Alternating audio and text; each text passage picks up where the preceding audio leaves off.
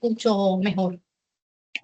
Excelente. Bueno, muchas gracias a Camilo y a Aliana por conectarse a esta tercera CIPAS del curso Gerencia Financiera, periodo 1601-2026. El día de hoy yo voy a compartirles unas diapositivas sobre gestión de tesorería, pero también vamos a entrar al simulador, Kimen, porque pues ustedes tienen que registrarse y bueno, empezar a hacer las simulaciones. ¿Ok? Bueno, entonces voy a proceder a compartir pantalla.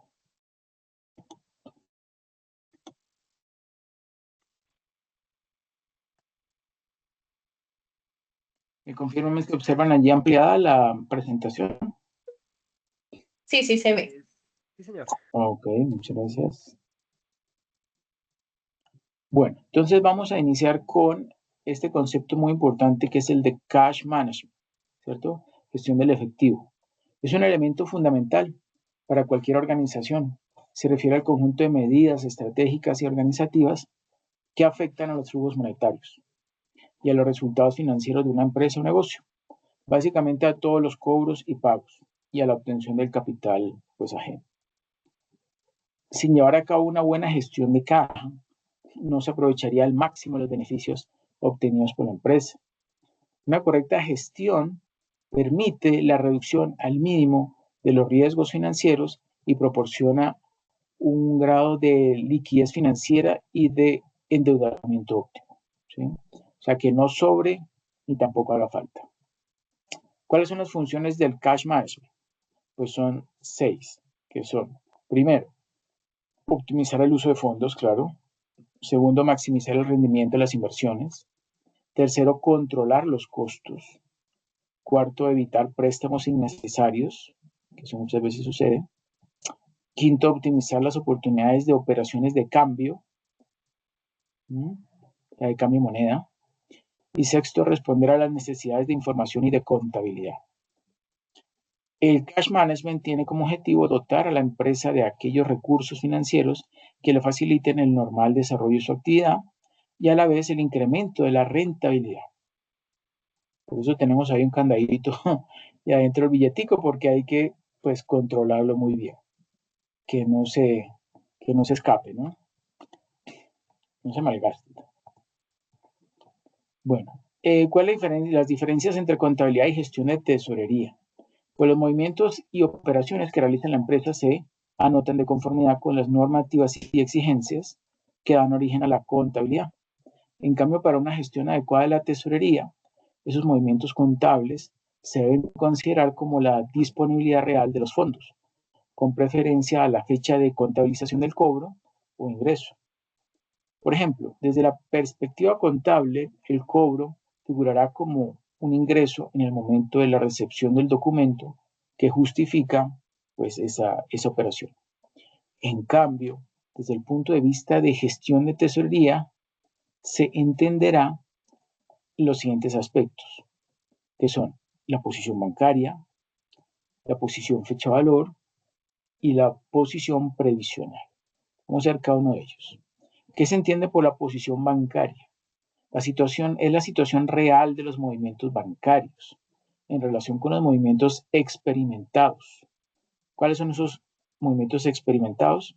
Lo que son flujo disponible y posición de saldos, o sea, eso tiene que ver con liquidez financiera. Por ejemplo, mientras en la contabilidad la empresa se hará como cobrado un cheque en el momento de recibirlo e ingresarlo al banco, pues en realidad esa disponibilidad de ese talón estará dado por supuesto que haya o siempre y cuando haya saldo en la cuenta del librador del mismo. Si estamos hablando de un cheque, ¿no? Se producirá unos días después de haberlo ingresado en función de la aplicación de la normativa vigente en materia de límites sobre valoración de cargos y abonos. Otro ejemplo frecuente consiste en el tratamiento de los efectos descontados, ¿sí? O sea, descontar un título. A pesar de que en la actualidad el conocimiento del resultado de un efecto negociado y el resultado de su pago o devolución se realiza con mayor rapidez que antes, claro. Es frecuente que unos días después del vencimiento de ese título valor del efecto, pues la empresa tenga noticias que el mismo resultó impago, ¿sí? Puede suceder. Y naturalmente devuelto por el banco con su correspondiente cargo en cuenta. Si la empresa no tuvo en cuenta esa posibilidad, pues no solo puede tener problemas para cubrir en ese momento dicho cargo, sino que además se podrá generar cargos, ¿sí? Por descubiertos en cuenta, por haber utilizado indebidamente el saldo, en la creencia de que el mismo pues, estaba disponible, ¿sí? Lo vemos muy fácilmente es en el cheque, ¿sí? El cheque de gerencia.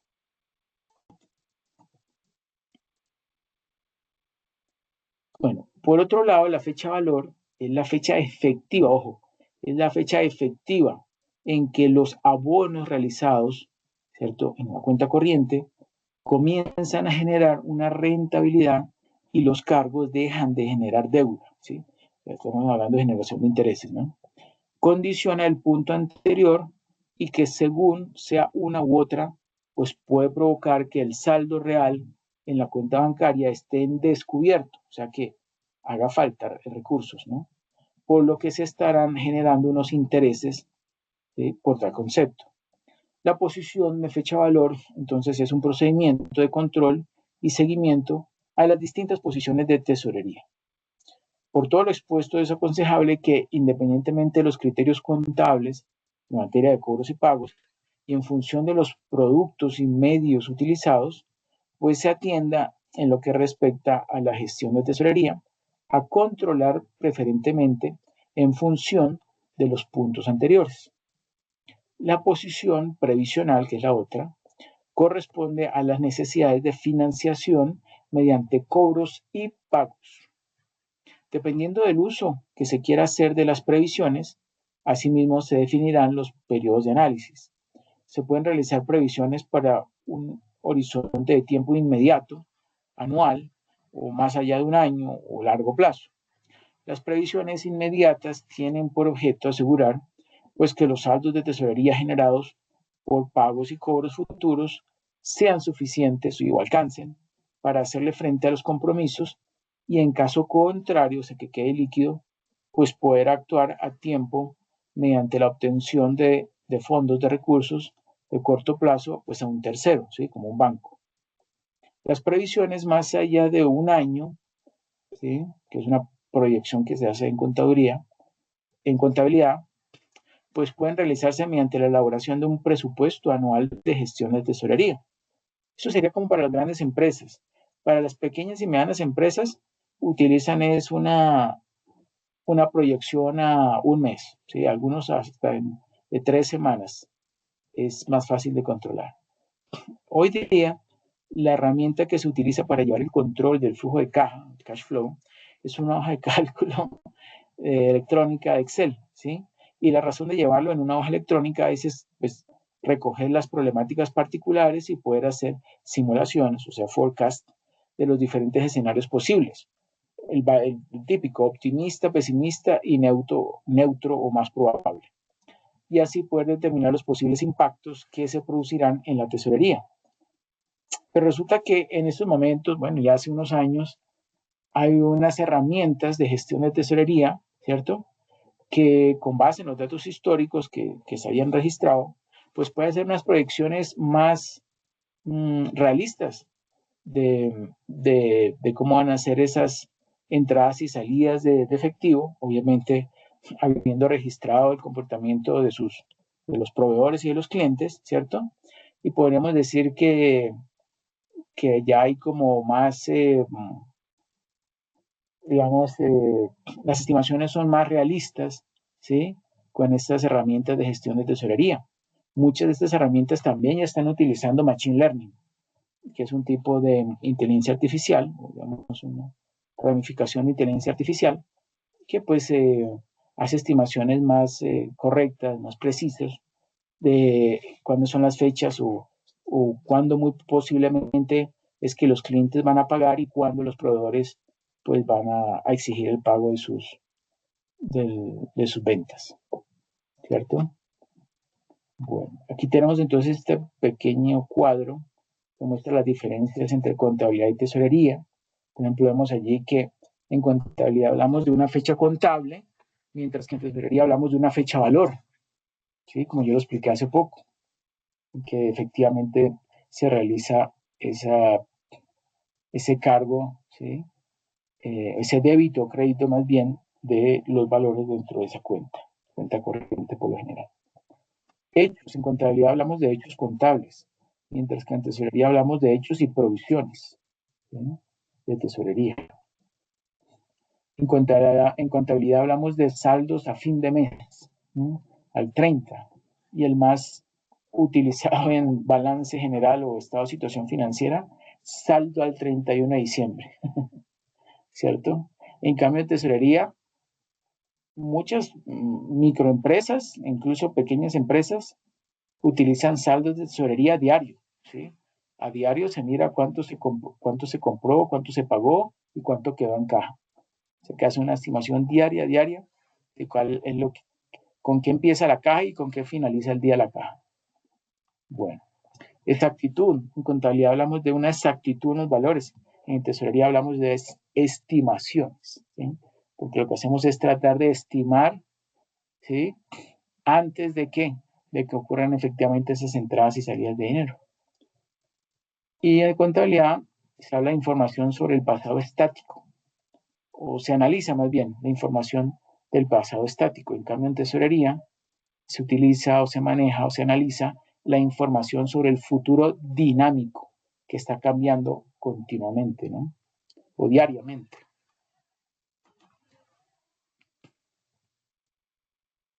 Bueno, veamos algunos conceptos relacionados con cash management. De los conceptos fundamentales en los que se debe hacer una política óptima de cash management se destacan 4. Primero, el valor del dinero en el tiempo. ¿Se acuerdan qué es el valor del dinero en el tiempo? Que ustedes vieron este principio de matemáticas financieras. ¿Quién se acuerda?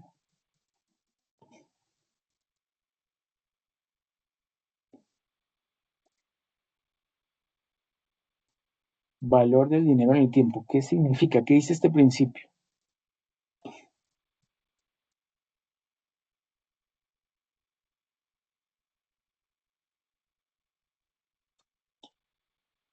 Que una suma de dinero hoy no tiene el mismo valor que esa misma suma de dinero dentro de un año o 2 años.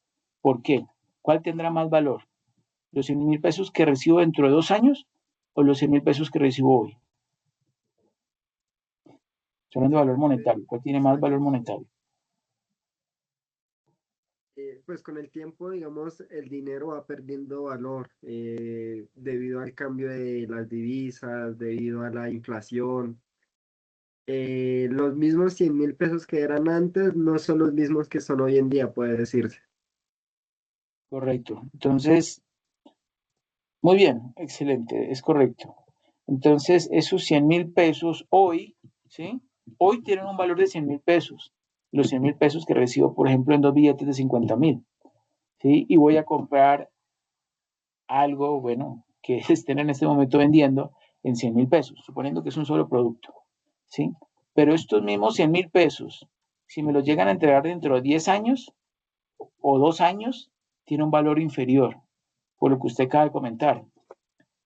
Porque primero hay incertidumbre sobre lo que pueda suceder en el futuro, ¿sí? Otra razón, la inflación. El dinero, con el paso del tiempo, va perdiendo valor en todos lados. En unos con más fuerza que otros, pero en todos hay inflación. En otros hay controladas, en otros no, ¿cierto? Bueno, eh, y, y también el impedimento de poder invertir ese dinero para obtener algún tipo de rendimiento, pues ese también es una razón para que, pues para que no tenga el mismo valor una suma de dinero en un futuro que, que tuviera ese valor el día de hoy. ¿Mm? No tiene el mismo valor. En el futuro es más bajito. ¿Mm? Por esas razones que vimos ahorita. Segundo, el costo alternativo de los recursos. ¿A qué se refiere?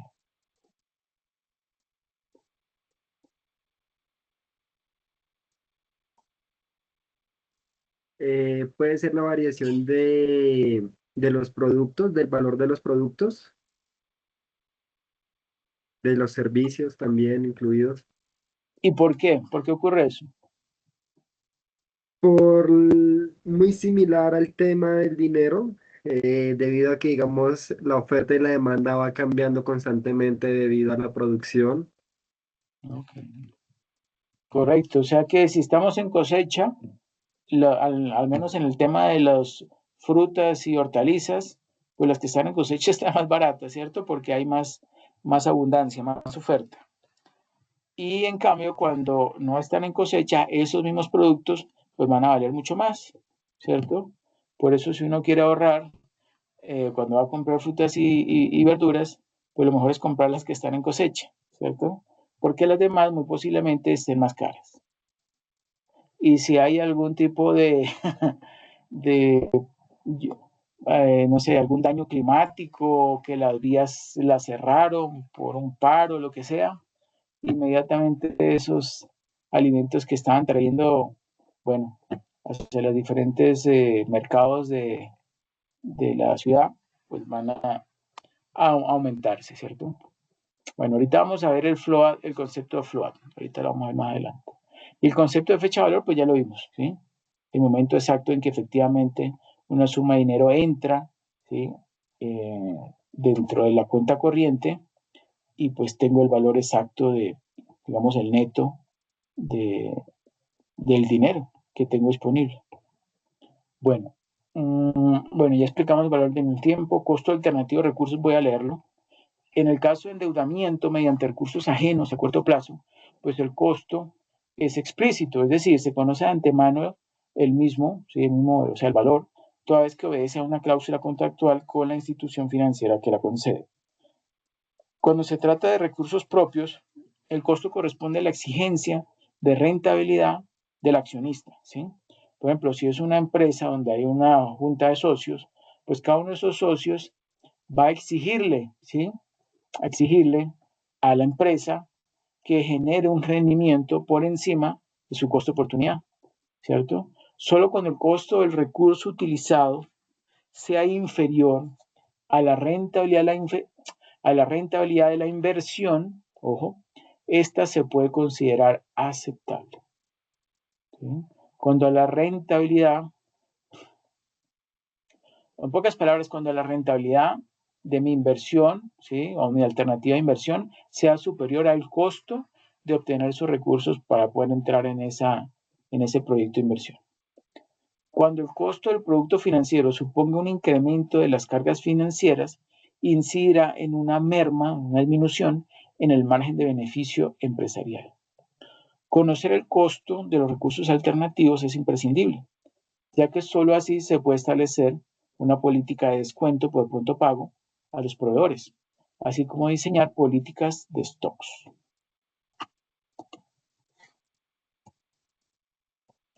Bueno, ¿quién vaya por favor leyendo esta? Aquí vamos a ver ya el float. ¿Quién vaya leyendo por favor el float?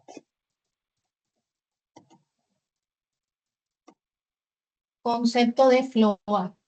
Desde el momento en que la empresa adquiere una mercancía y la satisface efectivamente, puede transcurrir un cierto periodo de tiempo durante el cual la empresa se está beneficiando de la posición del bien adquirido y del dinero. Cuando se trata de la venta de efectos es inverso. Desde que el vendedor entrega su mercancía hasta que dispone efectivamente del dinero equivalente a esa venta. Transcurre un cierto periodo de tiempo que debe ser financiado. Cabe destacar dos tipos de float, el float comercial y el float financiero. Dice, el float comercial es el periodo que transcurre desde la entrega del producto al cliente hasta la fecha de cobro. Este efecto beneficia al comprador, siempre que el vendedor no perciba ningún tipo de retribución compensatoria por la concesión en el periodo de tiempo. Este periodo comprende generalmente, primero, la entrega del producto en cuyo momento comienza el periodo del crédito. Segundo, el vencimiento acordado de antemano. Tercero, la instrumentación del cobro. Cuatro, el ingreso del citado cobro en cuenta. Y quinto, la fecha real de disponibilidad por parte del vendedor. Obviamente, en el caso de cobro en efectivo, en el momento de la venta, todo este proceso se reduce a la percepción del dinero. Y float financiero. Comprende el periodo que va desde la percepción del documento de cobro hasta la disponibilidad real del dinero. Siguiendo el desarrollo de la definición del float comercial, correspondería a los puntos siguientes. Sexto, a la fecha de cobro. 7, ingreso en cuenta. 8, fecha real de disponibilidad. En líneas generales, el cash management estriba en alargar los plazos del FLOA cuando se trate de las funciones de pago y acortarlos lo máximo posible cuando corresponde a la gestión del cobro. Perfecto, muchas gracias, Lilian. Y bueno, y a mano derecha tenemos esa figura que nos muestra el float total, el valor del float total, que sería por la sumatoria del float comercial y del float financiero, ¿cierto? Y ahí lo está mostrando. ¿Qué implica el float comercial? Pues cómo se calcula esa fecha, ese valor, esa fecha, esa cantidad de días. Pues la fecha de entrega del producto, la fecha de vencimiento y la instrumentación del cobro. Y para el float financiero, pues será la fecha de cobro, el ingreso, la fecha de ingreso en cuenta y la fecha de disponibilidad real del dinero. ¿Sí? Entonces, esa sumatoria de floats comercial y de float financiero, pues me da el float total. Y ojo, muy importante lo último que hice aquí. Conociendo yo eso, cómo lo puedo aprovechar? Pues, o cómo debería yo, digamos, buscar, ¿sí? En mis operaciones, pues alargar los plazos de float, ¿sí? Que sean plazos lo más largo posible, cuando se trate de float de función de pagos. Y al contrario, acortarlo lo más bajito posible cuando corresponda a esa gestión de cobros. ¿Okay? Bueno. Ahora veamos el management o cash management, gestión de efectivo, como centro de movimientos monetarios. ¿Sí? Entonces, el cash management es el área de gestión que actúa como un centro de movimientos monetarios, ¿sí? Como una especie de casa de cambio. Por ello, se puede considerar que esta función es similar a la que realiza un banco, es decir, facilita recursos a otros centros de la empresa, a otras áreas de la empresa, por los que percibe unos intereses, recibe unos intereses a través de cargos contables internos y por otro lado, captar recursos excedentes, o sea, superavitarios, de otros centros y fuentes por los que abona intereses. ¿Sí? Entonces, la gestión óptima del cash management estriba en que la suma de intereses percibidos, ¿sí? De ese cash management que le generó unos superávits, pues que esa suma de intereses percibidos sea superior, sea mayor o igual a pues, la cantidad de intereses que se están adeudando, ¿sí? Que se están debiendo, asumidos, ¿sí? Constituyéndose así en un centro de beneficios, si son mayores los intereses percibidos que los adeudados, ¿no? Bueno, centros de utilización y generación de fondos. Los principales centros de la empresa que demandan, que requieren fondos de financiación son el área de stocks, ¿sí? O sea, inventario en todas sus fases, crédito a clientes también, yo necesito cash para poder financiar a esos clientes. Los días en que ellos se demoran en pagarme, pues son días en que no estoy recibiendo esos recursos y necesito financiar mi operación de alguna forma, ¿no?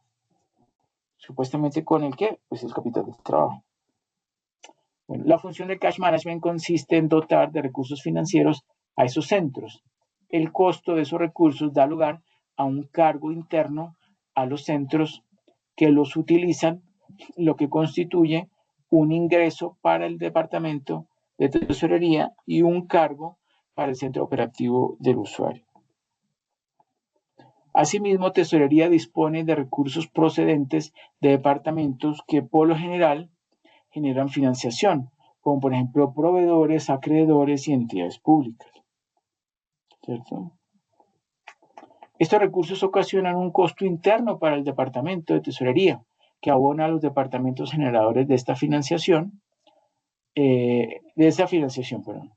Para contabilizar adecuadamente los cargos y abonos internos, es indispensable que la empresa tenga implantado un modelo de contabilidad analítica. En la figura de la derecha, la figura 4, ¿cierto?, que es el Departamento de Tesorería como centro de beneficios, se observa que el Departamento de Tesorería, ahí donde dice Tesorería, ¿cierto?, pues actuando como banco de la empresa, se nutre, ¿sí?, se alimenta de los flujos procedentes de los proveedores y acreedores por pues, el plazo de pago obtenido de ellos, así como los créditos y préstamos obtenidos por las entidades financieras. Ahí observamos, ¿no?, en esa figura. Tenemos dos bloques, uno de secciones productoras de fondos, otro de secciones con necesidades de fondos, ¿cierto? En las de la que tienen necesidades, pues clientes y stocks, cuentas por cobrar y inventario. Y los que tienen productores, los que generan recursos, pues son proveedores, por lo que ya hemos dicho desde la primera sesión, los proveedores nos pueden dar un plazo de crédito, ¿sí? Nosotros damos crédito a nuestros clientes, pero nuestros proveedores nos pueden dar crédito a nosotros. Eso nos beneficia mucho porque recibimos el insumo del proveedor, pero no le desembolsamos o pagamos sino un tiempo después, ¿sí? ¿Eso en qué lo beneficia a él? Pues que nosotros vamos a sentirnos atraídos a comprar más y más de la misma empresa porque nos está dando crédito. Pero obviamente luego toca pagarles, claro está. Acreedores, entidades públicas, entre otros. Y vemos cómo todas esas secciones de requerimientos y excedentes de fondos, pues están ahí, digamos que manejados, controlados por el Departamento de Tesorería, donde registra unos valores como debe, otros como haber, ¿cierto? Y en algún momento pues va a necesitar recursos de los bancos, ¿sí?, cuando se quede líquido. Esto va a representar obviamente pagar intereses, claro está. Eso va a representar un costo de financiación. Entonces, la función de cash management consiste en dotar de recursos financieros sus centros. El coste de esos recursos da lugar a un cargo de tesorería y un cargo para el centro operativo del usuario. Asimismo, tesorería dispone de recursos procedentes de departamentos que por lo general generan financiación, como pues, por ejemplo proveedores, acreedores y entidades públicas. Estos recursos ocasionan un costo interno para el Departamento de Tesorería que abona a los departamentos generadores de esta financiación. Para contabilizar adecuadamente los cargos y abonos internos, pues es indispensable que la empresa tenga implantado un modelo de contabilidad analítica. Vemos allí en esa figura número 4, el de la derecha, se observa que el Departamento de Tesorería, actuando como banco de la empresa, se nutre de los flujos procedentes de proveedores y acreedores por el plazo de pago obtenido de ellos, así como de los créditos y préstamos obtenidos de las entidades financieras, ¿cierto? O sea que les debemos los recursos a esos bancos. Por otro lado, la empresa debe destinar recursos financieros para la financiación del plazo de pago de los clientes, así como para el mantenimiento de los stocks. Si esos movimientos se presentan en una cuenta de explotación, se observa por un lado que los ingresos de tesorería proceden de los intereses cargados a los departamentos consumidores de fondos, así como de los intereses derivados del rendimiento de los excedentes monetarios. Por el contrario, las salidas o gastos son, primero, los propios costos generados por la gestión del departamento. B, los intereses pagados por el uso de fuentes de financiación externas. C, los intereses internos abonados por el no consumo de los departamentos habitualmente usuarios de recursos. Y D, las comisiones pagadas a los bancos, pues como vinculantes del uso de los productos financieros. Obviamente, la diferencia entre ingresos y gastos podrá arrojar beneficio o pérdida en función de su signo. Por último, el Departamento de Tesorería obtiene también unos ingresos por intereses de los excedentes aplicados a productos o entidades financieras y a su vez asume unos cargos por el costo del uso de esos recursos ajenos utilizados. Bueno, ¿quién me ayuda por favor leyendo esta diapositiva? Camilo, por favor. Claro que sí. Llena los audífonos. ¿Me escuchan? Sí.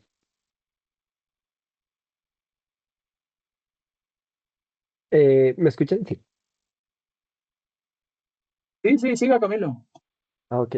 El departamento de Credit Magnet, el Credit Manager, también llamado gerente de créditos, surge solo en las grandes organizaciones para racionalizar el crédito a clientes y mejorar los cobros.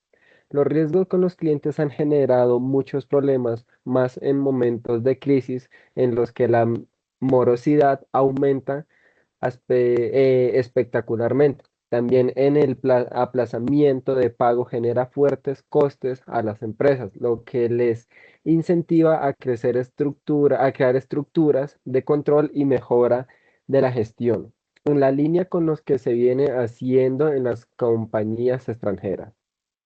El gerente de crédito analiza los riesgos con clientes utilizando diferentes herramientas y base de datos. Se asigna un límite de crédito y cada vez las empresas tratan los riesgos de crédito que asumen de forma análoga a cómo operar la banca con sus clientes de activo. El gerente de crédito debe coordinar su actuación en el marco de la dirección financiera con la dirección comercial. Existe una contratación latente entre la labor de ambas figuras, ya que la dirección comercial tiene como objetivo vender, pero ya no vale vender a toda costa y que una operación fallida absorba el beneficio de varias operaciones con buen fin. El comercial intentará vender las condiciones competitivas óptimas y el gerente de crédito deberá controlar que las condiciones y riesgos asumidos respondan a unos parámetros reestablecidos y asumibles por la empresa. Perfecto, muchas gracias, Camilo. Ahora veamos cuentas por pagar, el debit manager o gerente de cuentas por pagar. Eso sobre todo se ve en las grandes empresas, ¿no? Este tipo de cargos.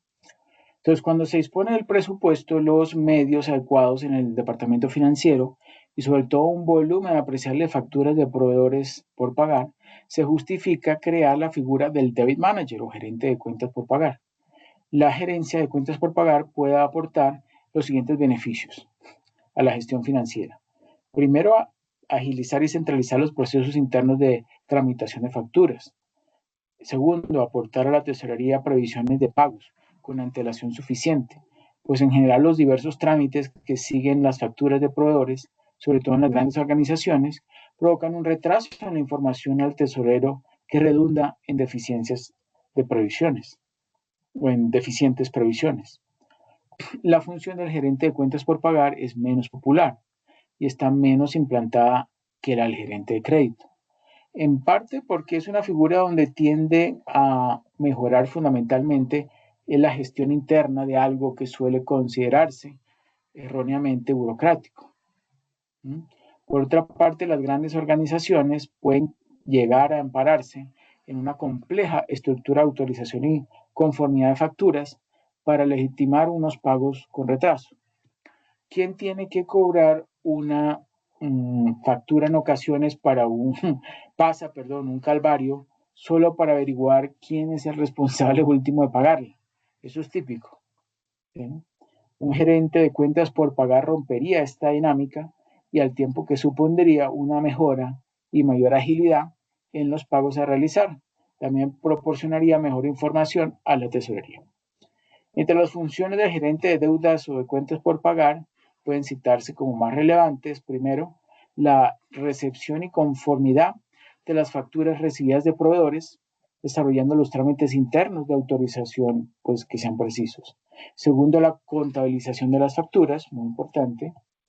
Tercero, control de las cuentas de proveedores y de acreedores en general, con seguimiento de las incidencias que pueden producirse. Deberá estar muy coordinado con el departamento de compras en orden a bloquear pagos por incumplimientos, por ejemplo.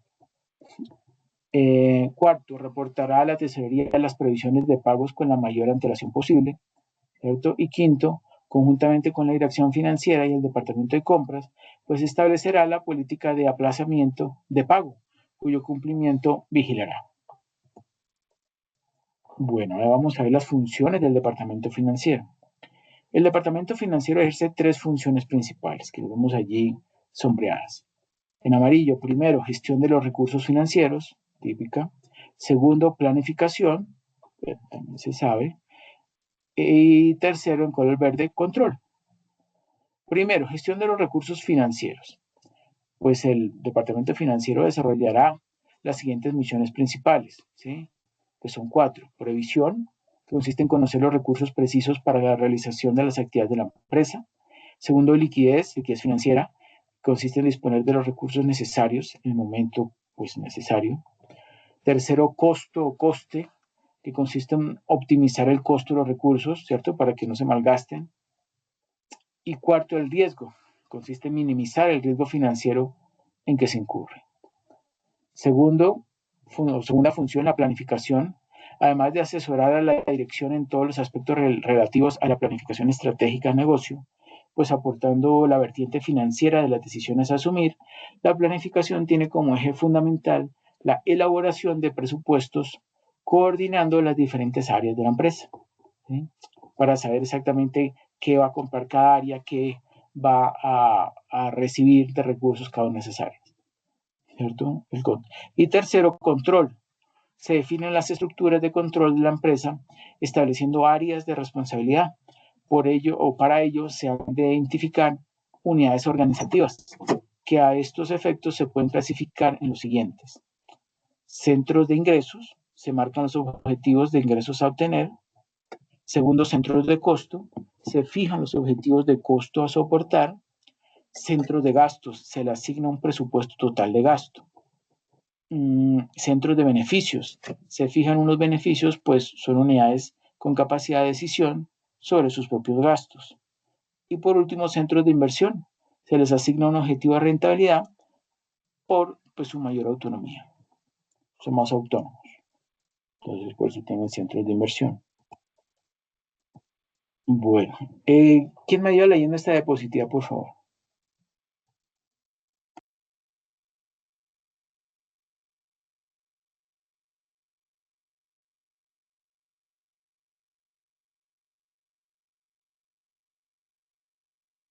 Dice, gestión financiera y control de gestión. Registro de elementos que constituyen el ámbito de responsabilidad del departamento financiero, gestión financiera y control de gestión. Gestión financiera, plan financiero, circulante, fuentes de financiación, negociación bancaria, presupuesto de tesorería, gestión de liquidez, control de las condiciones bancarias. Control de gestión, contabilidad general, control de costes y resultado interno, gestión presupuestaria, planificación, análisis y control de inversiones, planificación y gestión fiscal, sistemas de información a la dirección. Otras funciones que pueden asumirse son las de auditoría interna o informática. En las organizaciones más desarrolladas, el departamento financiero tendrá su propia estructura de sistema de información. El área de gestión financiera dentro del departamento financiero puede tener distintas áreas o parcelas de gestión según las particularidades de cada empresa. Actualmente, la estructura que se considera más adecuada para llevar adelante el cometido del área es la siguiente, en donde existen los siguientes departamentos: tesorería, tesorero, cuentas por cobrar, credit manager, cuentas por pagar, debit manager. La tesorería se encarga de la gestión de los recursos financieros de la empresa. Está muy ligada al corto plazo y capitaliza las relaciones con las entidades bancarias. El Tesoro analiza la posición diaria y las previsiones de liquidez con objeto de asegurar el cumplimiento de las obligaciones de pago en su momento. Para ello, debe disponer de las herramientas adecuadas de integración de la información con objeto de fundamentar sus decisiones en la realidad y en las previsiones más próximas a la realidad posibles. El tesorero, por tanto, debe prestar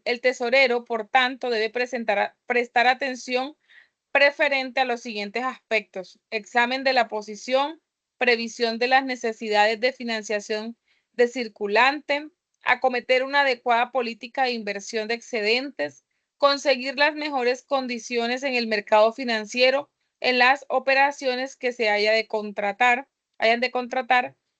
Quinto, considerar los riesgos contraídos, evaluarlos y cubrirlos. Perfecto, muchas gracias. ¿Quién leyó? Ladies. Ah, Ladies. Bueno, muchas gracias, Ladies. Listo, entonces seguimos.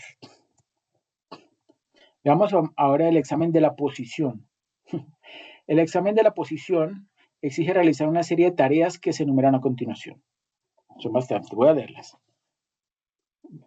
Primero, centralizar toda la información sobre saldos de cuentas bancarias con el objeto de llegar a una posición consolidada, ¿sí? Total, neta. Segundo, asignar óptimamente los fondos tanto para evitar saldos ociosos, o sea, que no se aprovechen, como para no disponer de créditos más que en caso necesario, pues al límite. Si no se disponen de cuentas centralizadoras de fondos, se deberán gestionar las existentes de forma que se asegure mantener los mínimos de float ociosos, ¿sí? O sea, que esas fechas coincidan o que esas fechas calcen lo mejor posible, ¿no? Calcen mejor esas float de pagos con float de cobros. Tercero, se deberán realizar las previsiones de tesorería necesarias para que con la suficiente antelación se disponga de los fondos precisos para todas las atenciones comprometidas, así como para facilitar la colocación de excedentes en el mercado financiero en mejores condiciones, ¿sí? De rentabilidad, obviamente, y utilizando los instrumentos óptimos, ¿sí? Que son los famosos activos financieros. Solo si se dispone de previsiones fiables, no voluntaristas, pues se pueden acometer políticas coherentes de financiación e inversión. Claro, eso se puede colocar dentro de las políticas de cobros y pagos. Cuarto, el tesorero debe establecer la política de medios de cobro y pago a adoptar, en coordinación tanto con el Credit Manager, el Debit Manager, el departamento comercial y el resto de la organización. Este punto es crítico, pues los medios de pago están íntimamente relacionados con los costos que genera su tramitación, algo que debe evaluar el tesorero para mejorar los beneficios que aporte su gestión. En este punto, y como experto en la materia, pues su asesoramiento al resto de directivos es fundamental, pues una mala gestión de medios de cobro y pago puede entrañar los siguientes riesgos, que son incurrir en un riesgo fiscal en medios que no soportan la DIAN en el límite normativo. Segundo, excesivos costos de tramitación. Tercero, escasa movilización de créditos comerciales. Cuarto, retrasos en los cobros inducidos por el medio empleado. Quinto, el tesorero, sobra decirlo, deberá realizar un análisis diario de la coyuntura financiera que lo mantenga al tanto de las incidencias de los mercados financieros. Por ejemplo, si tiene bonos del tesoro y resulta que las tasas de interés del mercado se caen, pues buenísimo, ¿no? Entonces el precio del bono subió. Pero si al contrario las tasas de interés suben, entonces el precio del bono, si lo quiero vender hoy, ya tiene un precio más bajito. Bueno, porque hay una relación inversa, ¿no? Entre el precio del bono y las tasas de interés. La posición de tesorería se deberá obtener con fecha valor, ya que esta es la que determinará el pago o cobro de intereses por nuestra parte. También prestará atención a la disponibilidad efectiva de los fondos, o la realización efectiva de los cobros por transacciones como transferencias internacionales y aquellas en las que la disposición depende de gestiones de terceros en algunas ocasiones, sin una fecha fija de resolución, por examen de documentos o por actuaciones que escapan a unas normas rígidas y por tanto de nuestro control rutinario. Suele ponerse todo el énfasis en la gestión en fecha valor, lo que es muy importante, pero más importante aún es disponer de fondos, que debe ser la primera preocupación del tesorero. ¿Claro? Segundo, previsión de las necesidades de financiación del circulante. El conocimiento del negocio y su trayectoria pasada en cuanto a estacionalidad del mismo, así como la evolución de todas las previsiones y flujos financieros, pues determinará la política y necesidades de financiación del fondo de maniobra, ¿sí? Que ya vimos que es el fondo de maniobra. Segundo, elegirá los instrumentos financieros más adecuados en condiciones y plazo para proveerse de la financiación suficiente, evitando el sobrecosto de una excesiva financiación no necesaria o incurrir en una insuficiente cobertura de previsibles necesidades que obliguen a negociar con las entidades financieras o bancarias sin la tranquilidad precisa que nos da o que nos dé la oportunidad de elegir nuestras mejores opciones. Y tercero, acometer una adecuada política de inversión de excedentes. Deberá conocer todos los instrumentos financieros y productos bancarios adecuados para sacar el máximo rendimiento de los excedentes de tesorería. Y segundo, aunque muchos autores consideran que los excedentes donde mejor se invierten es en el propio negocio, pues sobre todo en empresas en expansión con un beneficio y mercado expansivos, es un hecho que no todas las empresas tienen las mismas posibilidades de colocar excedentes en generar más actividad propia.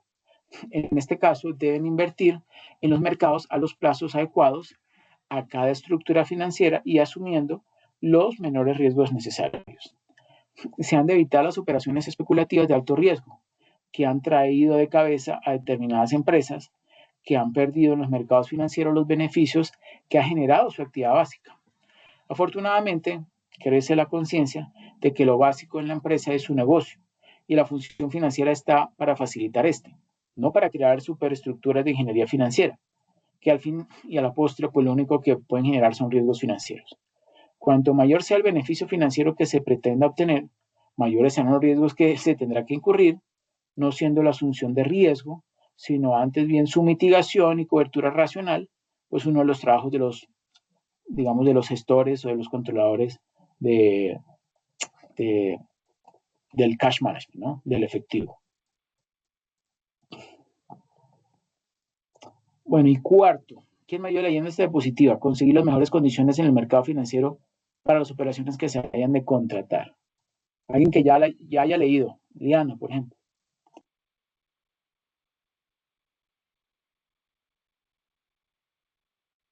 Bueno, dice, conseguir, déjeme quitar esto aquí. Me deja ver. Dice, conseguir las mejores condiciones en el mercado financiero para las operaciones que se hayan de contratar. Para ello deberá conocer y estar al día sobre las operaciones y el mercado bancario. Llevará la negociación de las condiciones aplicables a las operaciones contratadas con bancos en tipos de interés, gastos aplicables, condiciones de liquidación, valoraciones aplicables en cuenta, etc. Realizará el seguimiento del cumplimiento de las condiciones pactadas en las operaciones bancarias. Efectuará las reclamaciones por errores o incumplimientos que ocasionalmente pudieran producirse.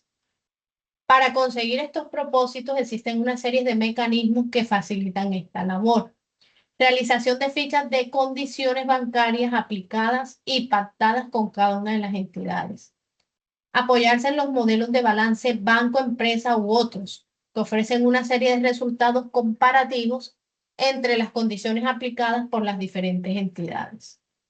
En los casos en que no se disponga de métodos automatizados para la verificación de las operaciones bancarias, se podrá seguir el criterio de realizar muestreos, es decir, ante la posibilidad de hacer liquidaciones paralelas de todas las liquidaciones.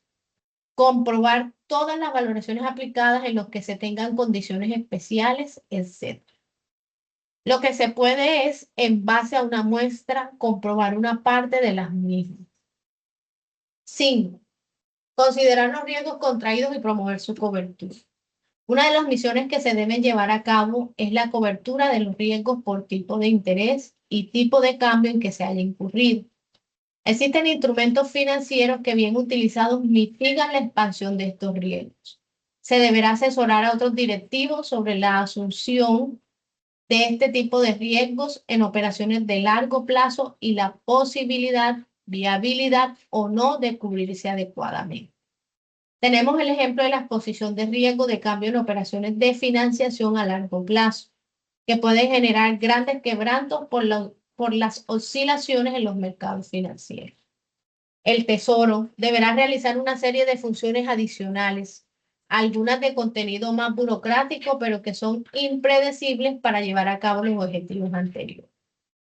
Se elegirán en concordancia con los intereses y compromisos de la empresa las entidades bancarias con las que trabajará.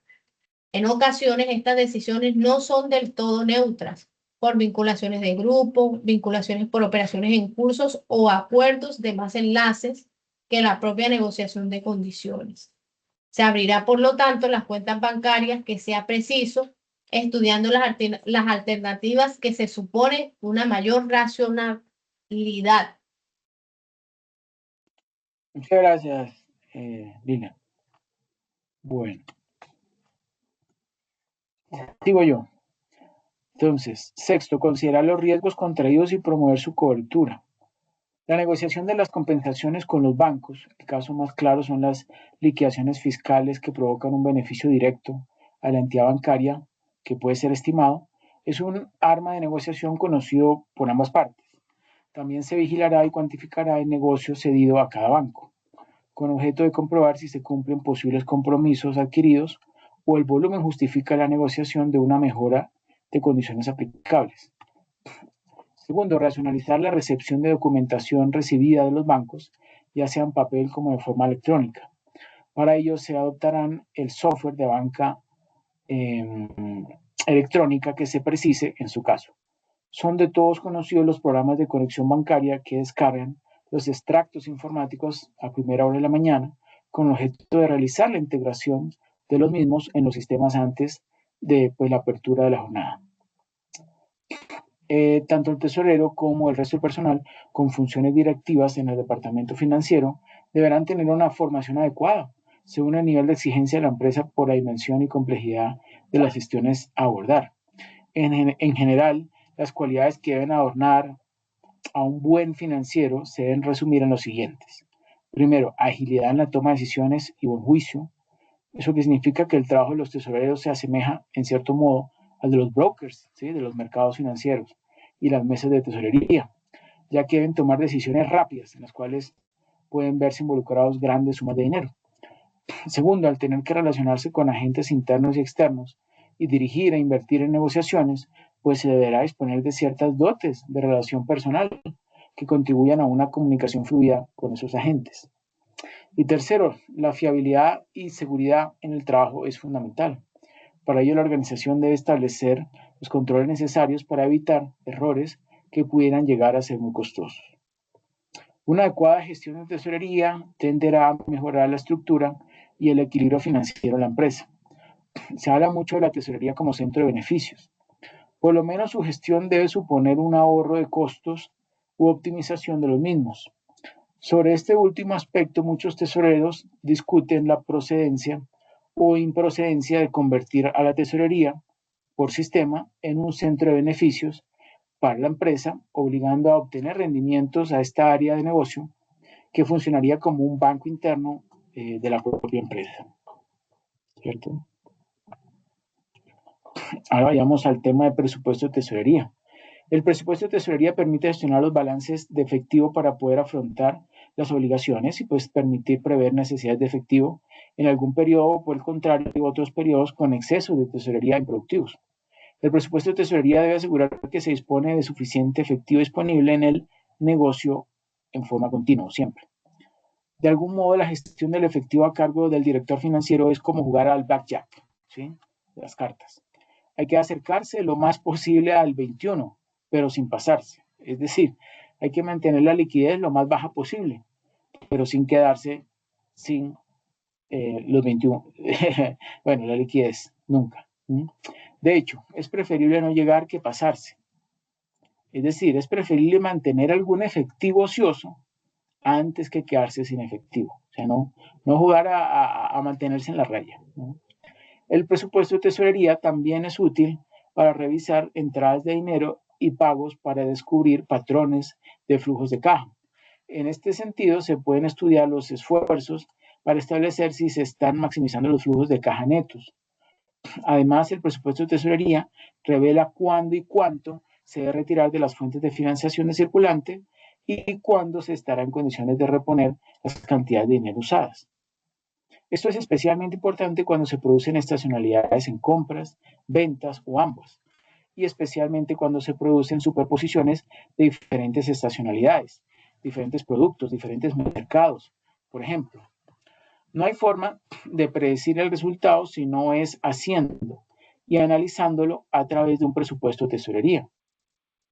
De hecho, el presupuesto de tesorería es un informe que muchas entidades financieras suelen pedir cuando se solicitan préstamos o créditos, además de los estados financieros, por supuesto, porque independientemente de las garantías que se puedan constituir, lo que más preocupa a las entidades que se dedican a prestar dinero es asegurarse de que la empresa a la que se lo prestan pues podrá devolverlo prestado sin incidencias en los plazos previstos.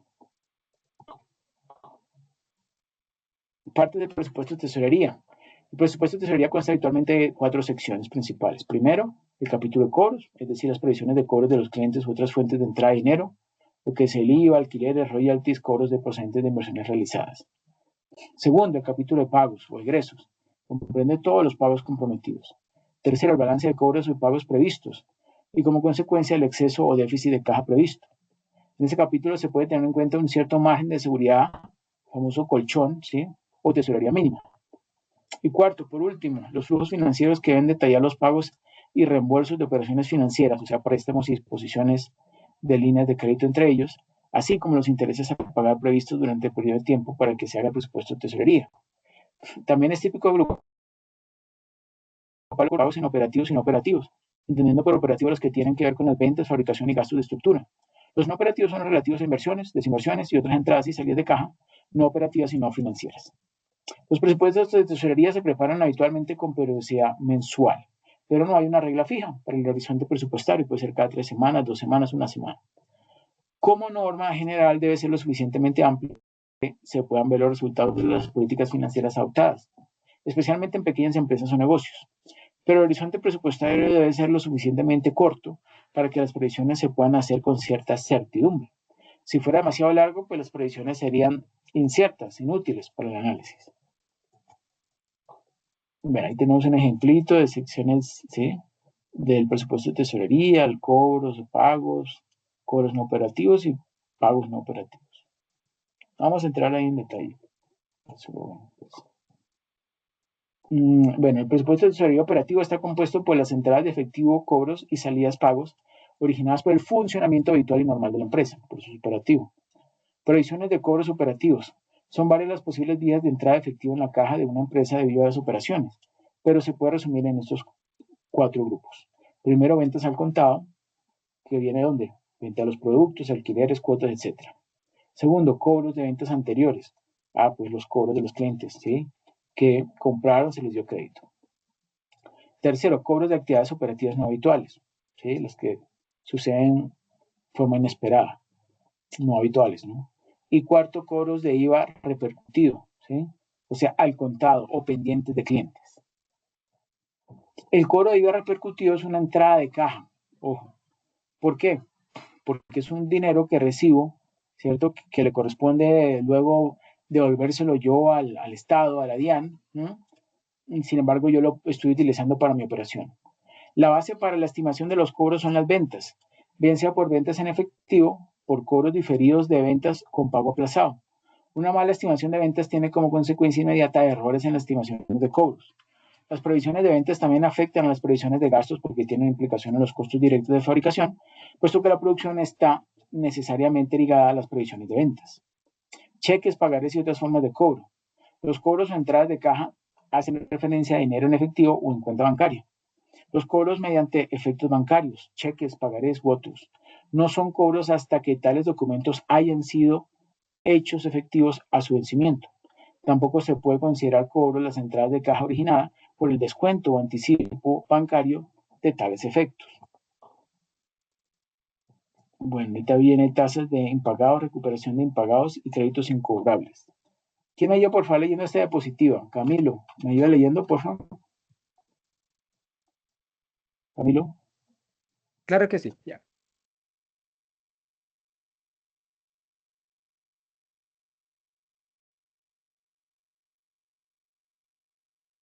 Listo. Listo. Tasa de impagados, recuperación de impagados y créditos incorporables. A la hora de hacer a la hora de hacer las estimaciones de cobros de clientes por ventas con pagos demorados, es crucial hacer una prevención de impagados, así como a la hora de valorar las políticas de crédito y descuentos a los clientes, normalmente en base a datos históricos recientes y a la coyuntura económica que suele estimar una tasa sobre el total de ventas. Si hubiera clasificado de riesgo de los clientes, podrían usar tasas diferenciadas para las ventas a créditos a cada grupo de clientes en función del grupo de riesgos. En cualquier caso, es crucial para hacer las previsiones de cobros o ingresos en efectivo, estimar las tasas de impagados se debe aplicar a las ventas y a las cuentas pendientes de clientes.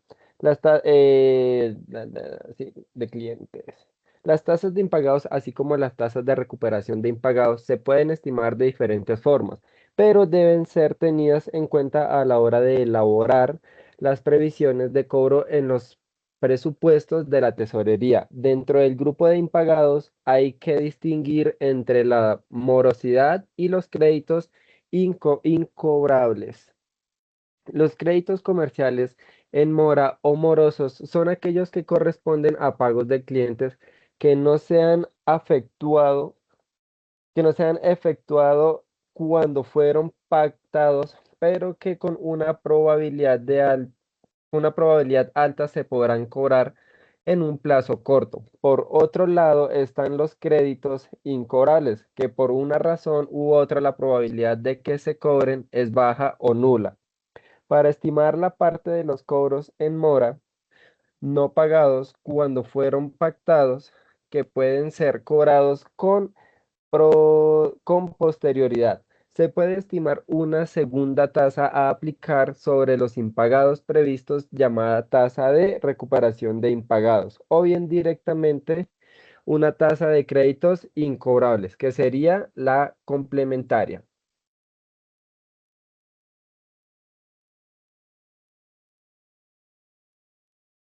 Perfecto, muchas gracias. Bueno, aquí tenemos más información, pero bueno, eso es un tipo. Vamos a ir de una vez a la competencia, al Kahoot. Veo que también se conectó Angelicet. Ok, se fue.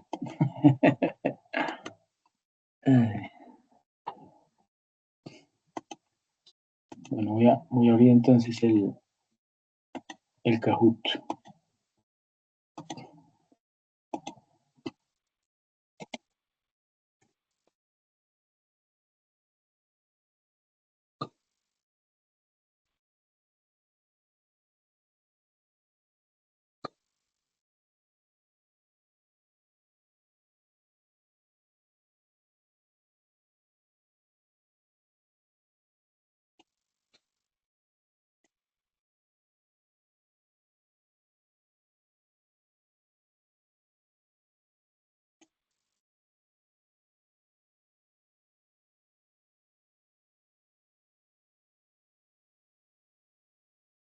Bueno, estoy compartiendo pantalla.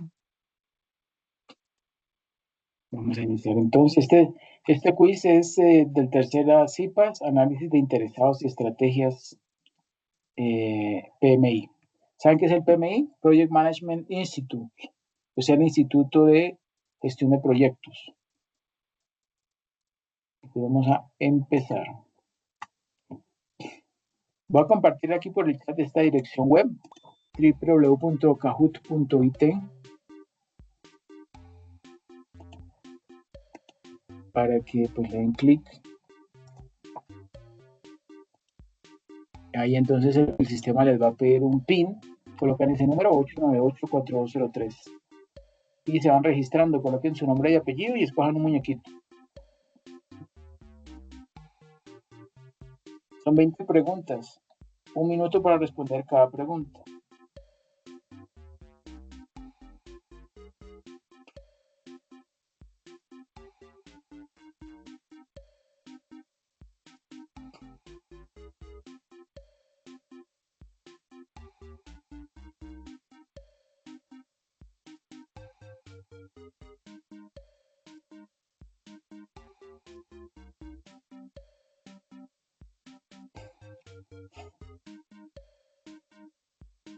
Ladies, muy bien, perfecto.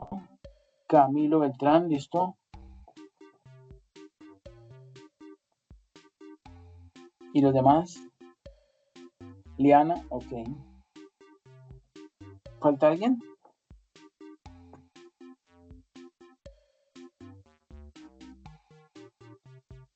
Bueno, Camilo, Liana y Ladies. Listo, muy bien. Entonces vamos a iniciar ya.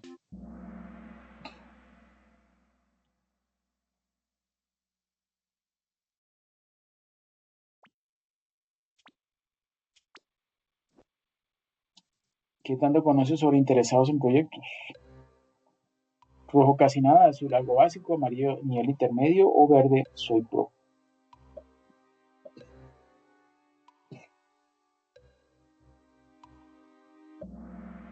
Bueno, cada uno respondió lo que pues consideramos apropiado. Ahora sí vamos a empezar. ¿Qué significa PMI en proyectos? Rojo Program Matrix Index, azul Portfolio Master International, amarillo Project Management Institute o verde Process Model Initiative. Cojan una opción.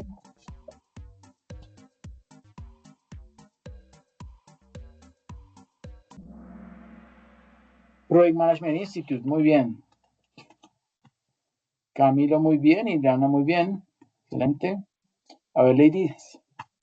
PMI se dedica principalmente a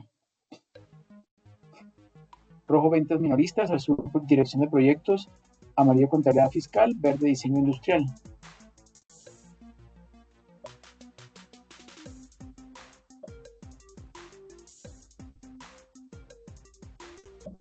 Muy bien, todos muy bien, dirección de proyectos, excelente. Todos tienen sus puntos, sigue liderando Camilo, muy bien. PMI ofrece cuáles elementos clave.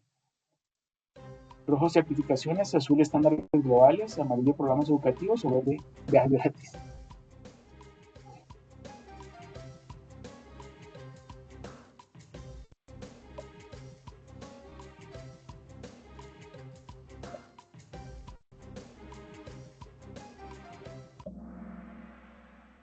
Muy bien, estándares globales, excelente. Bueno, todos muy bien, excelente. Liana tiene racha de 3, muy bien, correctas. La guía base mencionada es rojo guía Scrum, azul Prince 2 Manual, 3, amarillo ISO 9001 o verde guía PMBOK.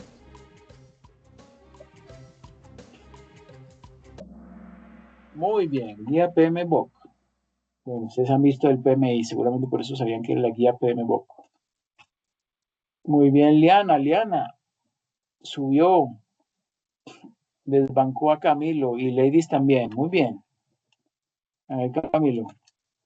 Los interesados pueden ser rojo, grupos, azul, individuos, amarillo, solo clientes, verde, organizaciones.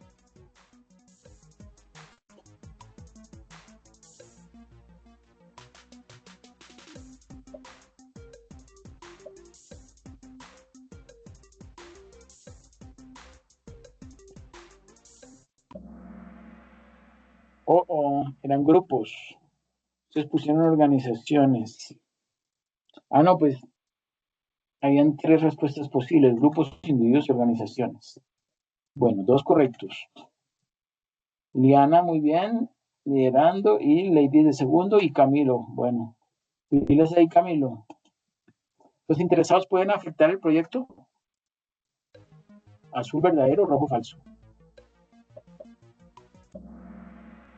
Verdadero, muy bien. El mismo score. Y Liana tiene una racha de 6 correctos, muy bien. ¿Cuándo se identifican interesados clave?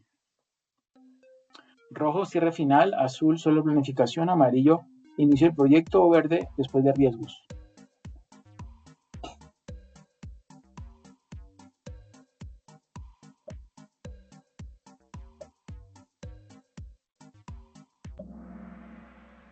Inicio el proyecto, muy bien. Liana muy bien liderando, seguido por Ladies, tercero Camilo. 7 correctas seguidas, muy bien.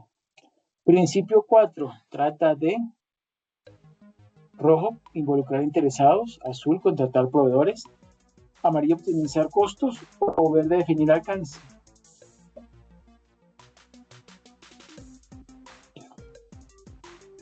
Esta información es de los videos que ustedes tienen en el PDF.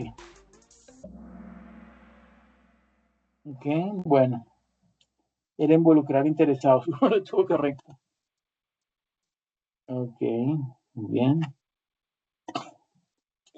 Principio 5, enfatiza. ¿Qué enfatiza? Rojo, foco en valor. Azul, más documentación. Amarillo, reuniones diarias. O verde, herramientas nuevas.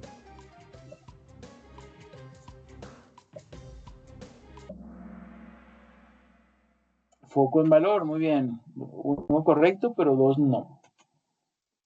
Liana, muy bien. 9 respuestas correctas, liderando, muy bien. La matriz poder-interés clasifica por...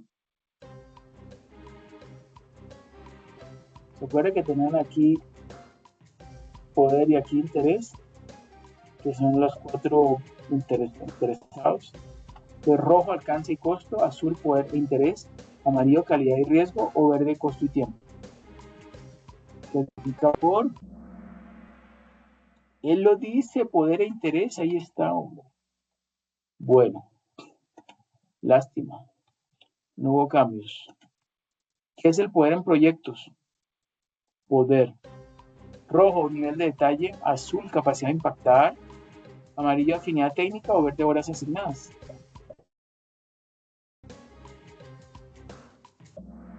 Muy bien, todos bien. Capacidad de impactar. Excelente, todos correcto. ¿Qué describe el interés? Dentro de ese poder e interés, ¿no? Rojo, compromiso con un proyecto. Azul, madurez ágil. Amarillo, rotación del equipo. O verde, presupuesto total.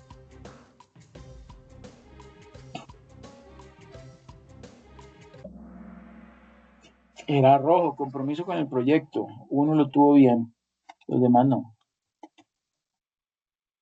Bueno, Camilo lo tuvo bien, desbancó a Ladies. Eliana, va liderando igual. Motivaciones posibles de un grupo. Rojo, clima local. Azul, valores éticos. Amarillo, creencias religiosas. O verde, intereses financieros.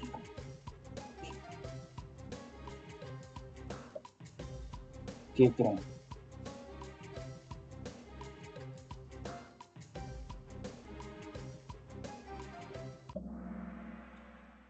Bueno, podría ser valores éticos o creencias religiosas o intereses financieros.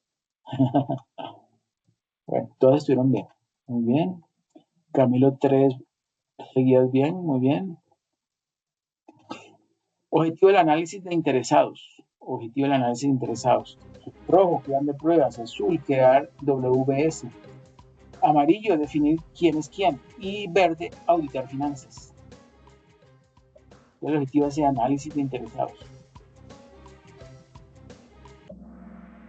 Bueno, era definir quién es quién. Uno lo tuvo correcto, que fue Ladies. Muy bien. Impacto del análisis en métricas. Rojo, satisfacción aumenta. Azul, tiempo se reduce. Amarillo, costo baja siempre. O verde, riesgo desaparece.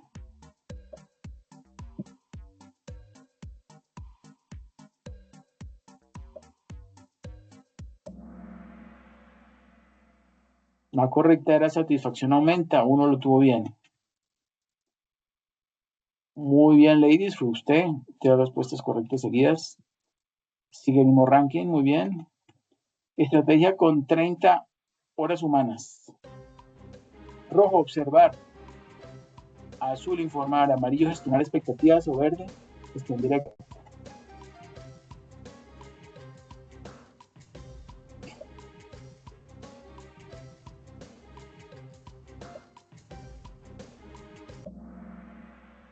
Era observar.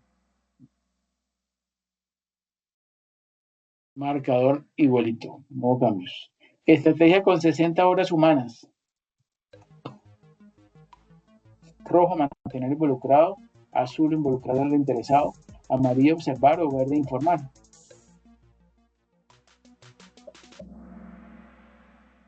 Era informar, uno lo tuvo correcto, muy bien.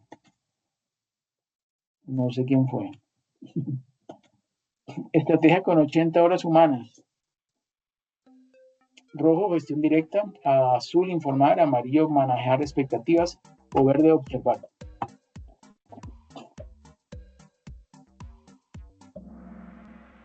Bueno, era manejar expectativas. Uno lo tuvo correcto. Sigue el mismo ranking. Liliana, Ladies y Camilo. Ahí estoy. Estrategia con 120 horas humanas. Rojo, manejar expectativas. Azul, informar. Amarillo, mantener involucrado. O verde, observar. Uno lo tuvo correcto, mantener involucrado.